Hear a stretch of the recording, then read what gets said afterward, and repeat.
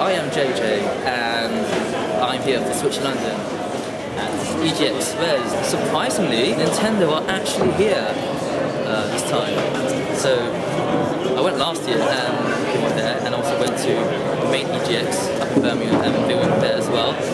So yeah, looking forward to what they have to show during the 3 days here. The Y button on top is to go and change colours. So yeah, essentially if you go on the boost pad, you want to go and change the colour to that specific one. I mean, have you ever heard of Ikaruga? Yes. It's kind of similar to that, where you go and change colours. You know what? I didn't think of that before. You're totally right about that. I used to play a bit of it on the GameCube. Really hard, really hard. That's good. To be the shape of the beans. I mean, I can tell. It's like, what do we have to do here? Just let me like I said to you that you're I can see how this can get really chaotic.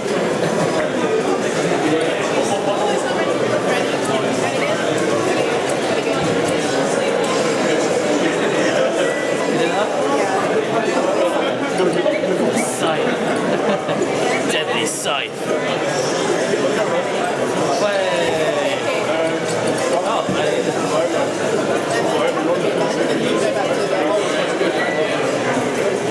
Oh wow!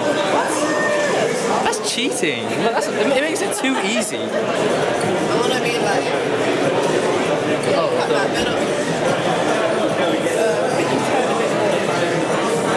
okay.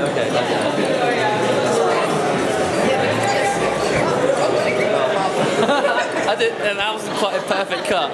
Hi, I'm Sean from The Dangerous Kitchen. The game we're making is called Mambo. I'm Julius from Image Phone Games. We're here with Stone League 2 for Switch. I'm Ollie from Ghost Town Games. Obviously, I'm the coder. My name is Kevin. We're making Flipping Death for the Switch. I'm Phil, and I'm also with Ghost Town Games making F-Cooked. How did you end up on Switch? Did like Miyamoto phone you up one day, or what was your... We were actually at a BAF together, yeah. And we sort of, in passing, no. We have been speaking to Nintendo at various times over the years. Well, when we were making Overcooked, we'd emailed them about trying to come out on the Wii U originally.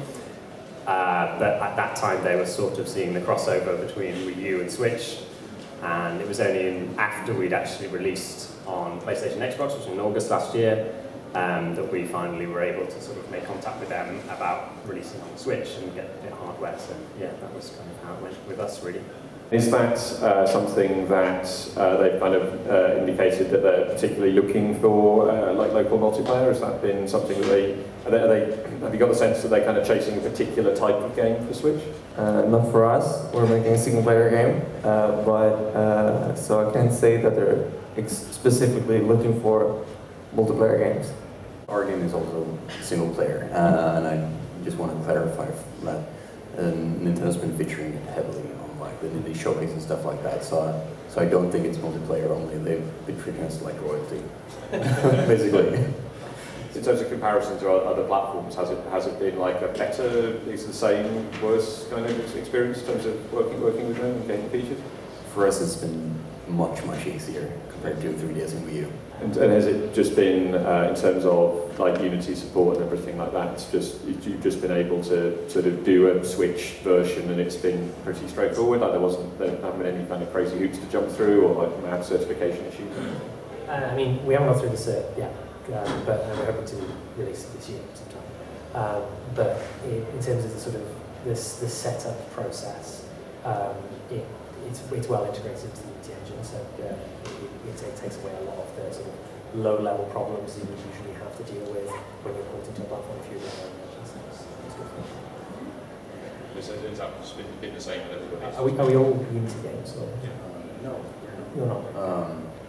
We have our own custom C++ engine that we use for all our games since 15 years back or something. So and it's been a breeze to moving for it.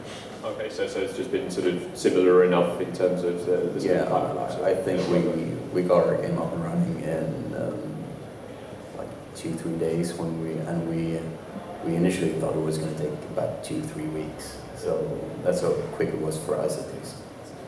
It's a different experience when you're playing a game on Switch, particularly for like a multiplayer game, but for all games, when you see people playing it on the tube or on the train, and I think that's what's so great about the Switch. That's the unique thing, right? And I think that's what's getting people really excited at the minute, is because they are playing games in a different environment, and that somehow changes the experience.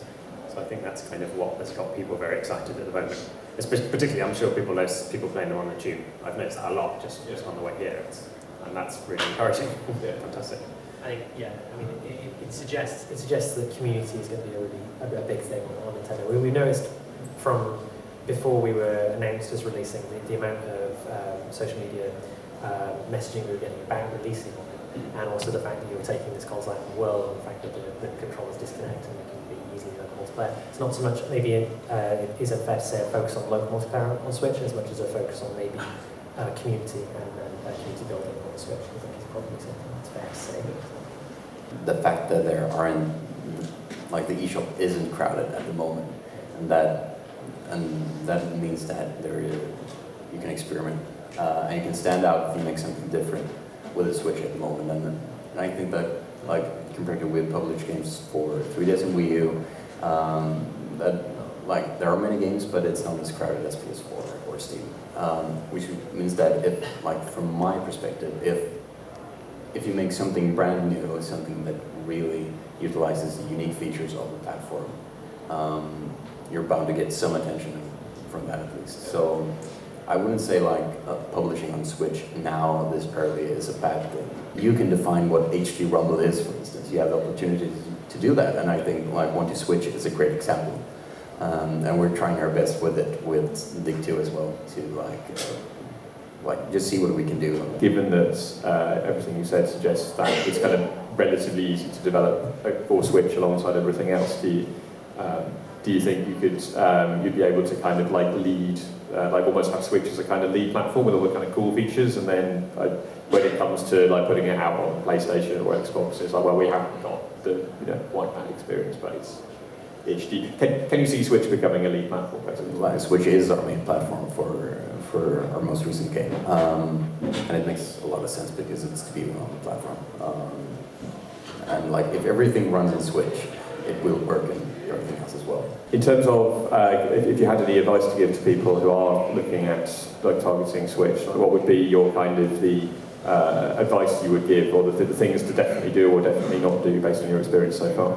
Familiarizing yourself with the hardware in some ways is kind of important. I mean, one of the things we've noticed today, because we have, you can play the build with the Joy-Cons plugged into the actual device or disconnected as separate Joy-Cons, but obviously you're then rotating the pad, and there's lots of weird issues there that you have to worry about. So the top button is no longer X.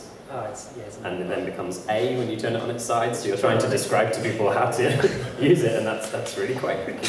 And that's something you have to consider when you're doing like UI and things as well, is that suddenly when the controller's on its side, all your UI is going to be wrong, essentially.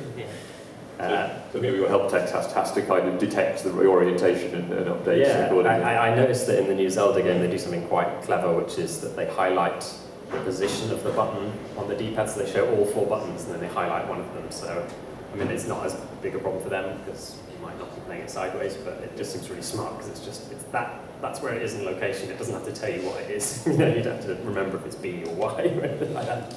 Be open to creating new things, because I think that's one of the reasons why 3DS is still thriving, because there are so many original third-party games on it. If anybody here has a particularly kind of interesting idea that it's probably worth starting on Switch and kind of making the most of that platform rather than, to trying your luck on the PSN store or whatever, like it seems like it's a good place. So as you say, there's less competition, so like now is the time to kind of brush that thing out. I heard that the Switch dev kit is a lot cheaper than the Wii U dev kit was. Is that a factor in why it's so easy to develop for the Switch? My general impression, just from what people are saying at initial form, is that it is cheaper and it's much easier to work with than the Nintendo console. So. For students leaving college or university, have you got any advice about how to get into the industry and how to actually start coding, and what are the pitfalls?